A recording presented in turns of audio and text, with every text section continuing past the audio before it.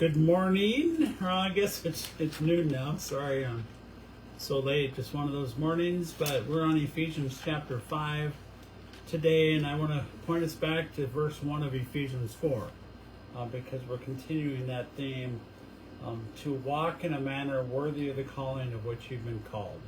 So that because of Christ, we are to walk in a manner worthy of that. And Paul continues this discussion of walking in chapter 5.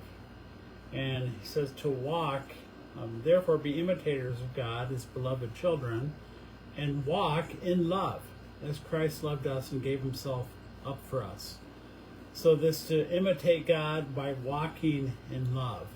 And Paul then gives us some comparison of what the opposite looks like, and tells us to avoid sexual immorality, avoid foolish talk, and to avoid idolatry.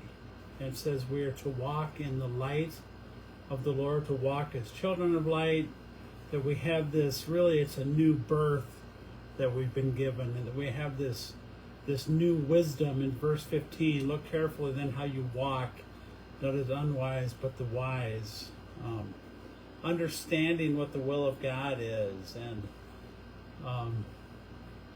this aspect of thanksgiving we see in verse 4, but instead let there be thanksgiving. We also see it in verse 20, giving thanks always for everything. So I think Paul is saying we need to change our viewpoint. We need to change our perspective, and instead of focusing on foolish talk and idolatry and sexual immorality, to focus on Christ and to be thankful and to have thankful hearts. And I know I read a book on gratitude once, or a podcast, and they talked about how important gratitude is on aligning your heart with God.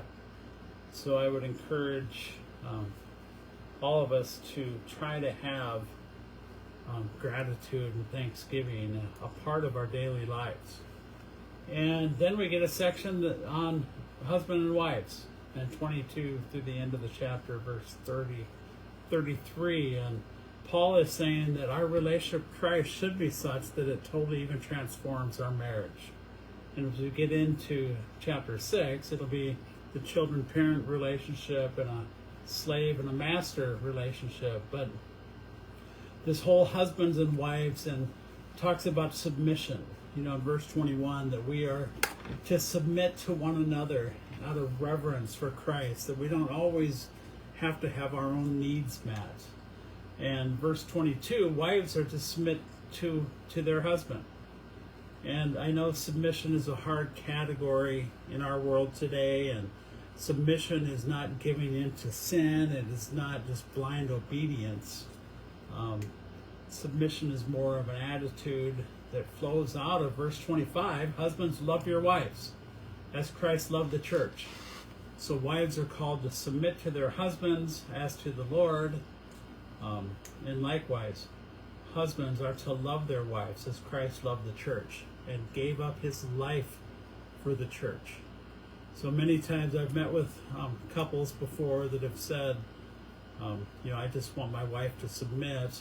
And are you living your life as a husband, loving your wife as Christ loved the church, where he laid down his life for the church? So it's a hard chapter to live, because our nature is the opposite. That if we are not focused on Christ, we don't live this out. We go down the other path. And this aspect, of love.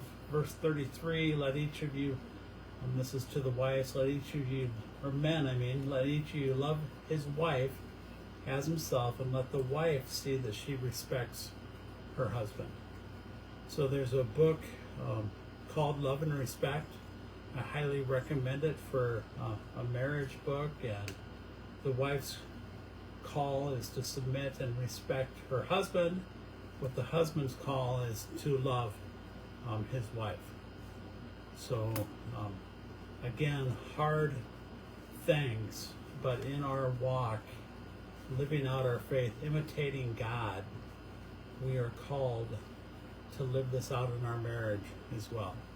So it's a challenge.